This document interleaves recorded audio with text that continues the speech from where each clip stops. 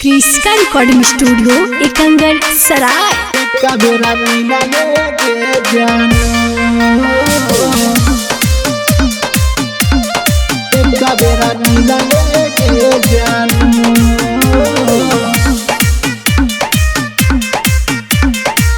Presented by Kriska films. दूसरा के बना के दुल्हनिया करे जामोरा छिला लेके जानो, छिला लेके जानो। दूसरा के बना के दुल्हनिया करे जामोरा छिला लेके जानो। आगे दूसरा के बना के दुल्हनिया करे जामोरा छिला लेके जानो। आगे मारावा के पीछे ही खड़ा या के एक बेरा मिला लेके जानो। आगे मारावा के पीछे ही खड़ा या के एक बेरा मिला लेके जानो। एक बेरा मिला लेके जानो, एक बेरा मिला लेके जानो।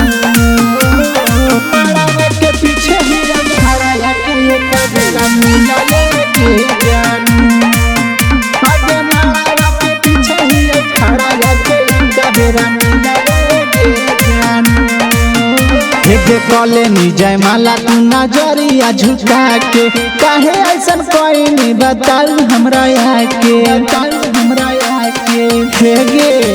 हेगे कॉलेनी जयमाला तू नजरिया झुका के काहे ऐसन कोई नहीं बताऊ हमरा आके।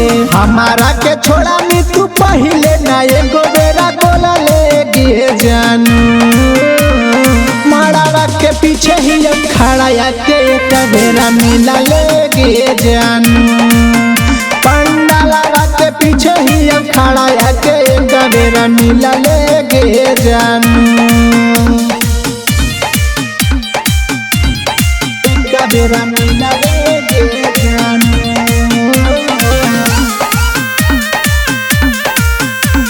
क्रिस्का रिकॉर्डिंग स्टूडियो एकंगर सराय। आगे मारावा के पीछे ही खड़ा या के एक बेरा मिला लेके जानो। आगे मारावा के पीछे ही खड़ा या के एक बेरा मिला लेके जानो। एगे गड्ढा में टेला देनी अपना आयुष के करी के बिया हवा तू लगो हकी खुश गे, लगो हकी गे। सुन एगे गड्ढा में टेला देनी अपना आयुष के करी के बिया हवा तू लगो हकी खुश गे। हमारा जिंदगी से कैसा खेला तू खेला लेके जानो। आगे मारावा के पीछे ही खड़ा या के एक बेरा मिला लेके जानो।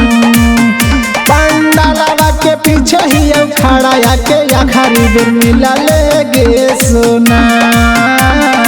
क्रिस्का रिकॉर्डिंग स्टूडियो एकंगर सराय।